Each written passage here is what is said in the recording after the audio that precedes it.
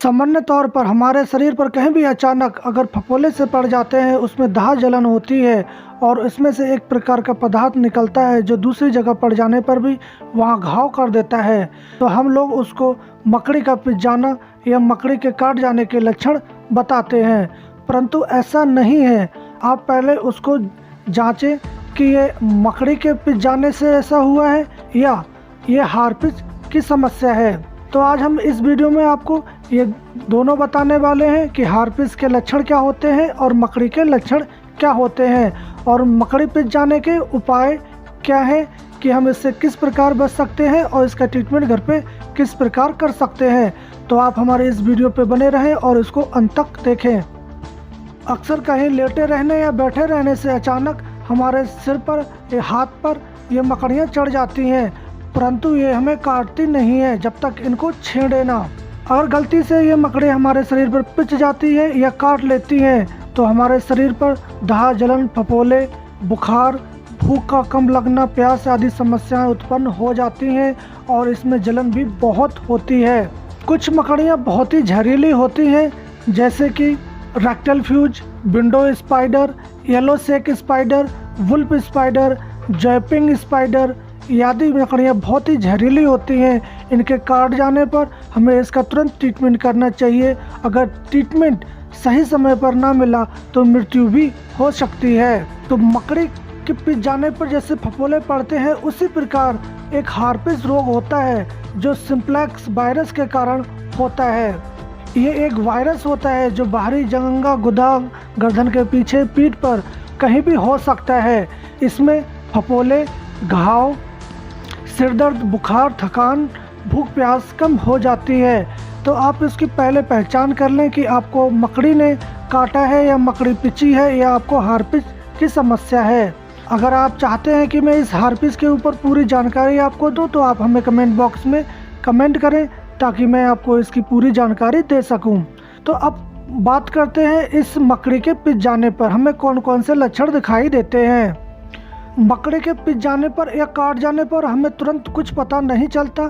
30 minute से लेकर 2 घंटे के अंदर इसके कुछ लक्षण दिखाई देने लगते हैं, जैसे कि त्वचा में खुजली होना, रैशेस पड़ना, लाल चकत्ते होना, सूजन होना, बुखार, सिरदर्द, हाथों का पैरों का शून्य होना आदि समस्याएं दिखाई देती हैं।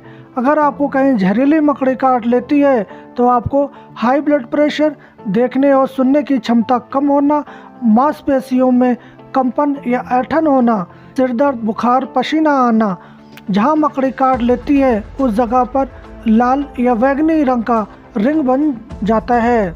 तो ये मकड़ी के पिच जाने पर या मकड़ी के काट जाने पर कुछ ऐसे लक्षण आपको दिखाई देते हैं। अब जानते हैं इसका हम उपचार किस प्रकार कर सकते हैं। मकड़ी के काट जाने पर क्या उपाय करें, तो उसमें कुछ हम योग आज बताने वाले हैं। तो पहला जो उपयोग है, कत्था 20 ग्राम ले लें, कपूर 10 ग्राम और सिंदूर, जिसकी लेडीज से मांग भी भरती हैं, तो उस सिंदूर को आप ले लें 6 ग्राम। इन तीनों चीज़ों को आप अलग अलग बारीक पीस कर फिर कपड़े से छानकर आपस में मिक्स कर लें। उसके बाद आप 100 बार धुला हुआ घी या मक्खन उसमें इसको पेस्ट कर लें, और जहाँ मकड़ी के छाले हैं या फफोले हैं या घाव हो गए हैं उस पर आप लगाते हैं तो उसमें जलन और घाव बहुत जल्दी से भर जाते हैं। अगला हमारा प्रयोग है केचुआ की मिट्टी। तो केचुआ ज़्यादातर आपके गाँव में देखने को मिल जाते हैं और साल के 12 मास आपको देखा जा सकता है, और बारिश के बाद केचुआ ज़्यादा दिखाई पड़ते हैं। तो इन केचुआ की मिट्टी को आप ले लें और इस पर पानी में पीसकर इसका पेस्ट कर लें, और उस पेस्ट पर आप मकड़ी की जो फुंसियाँ हैं या जो फफोले हैं उन पर आप लेप करते हैं तो आपके जलन बहुत जल्दी शांत हो जाती है। तो आप इसका प्रयोग करके देख सकते हैं। अगला प्रयोग है चूना। तो चूने को आप ले लें और उसको नींबू के रस में खरल करें और उसको पेस्ट जैसा कर लें, और जहाँ मकड़ी के जो दाने हैं उस पर आप लगाते हैं तो बहुत जल्दी से वो मिट जाते हैं। इसी प्रकार आप चूने को तिल के तेल और चिरौंजी के साथ पीसकर लेप करने से मकड़ी के जो दाने हैं वो भी नष्ट हो जाते हैं। अगला प्रयोग है आपको हल्दी, दारू हल्दी, मजिस्ट पतंग और नाग केसर, ये पानी के साथ पीसकर आप इसका लेप तैयार कर लें और जो मकड़ी के विष है उसको शांत करने के लिए आप इसका प्रयोग कर सकते हैं। एक गांव का टोटका भी करते हैं जिसको तंत्र में भी इसका प्रयोग किया जाता है, तो गांव के टोटके में आप जो गांव के लोग हैं वो कर सकते हैं।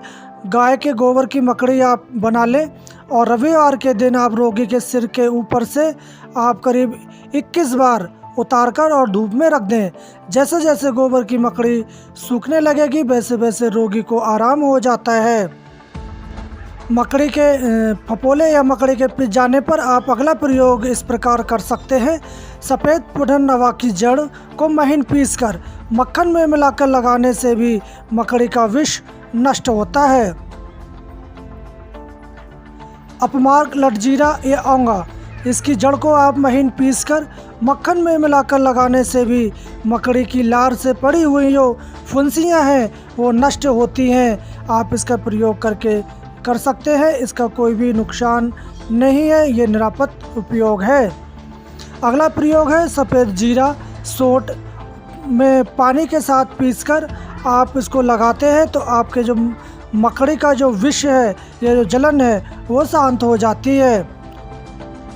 मकड़ी के मसल जाने पर ये अपने आप को कुछ उपयोग बताए, आप इसका उपयोग कर सकते हैं। अगर इनसे आपको राहत नहीं मिलती है तो आप किसी वैद्य या डॉक्टर से तुरंत संपर्क करें।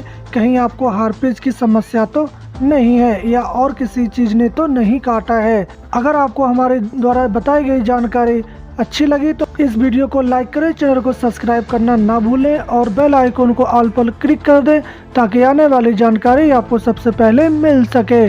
तो हम कल फिर मिलेंगे एक ऐसी ही जानकारी के साथ, तब तक के लिए जय हिंद।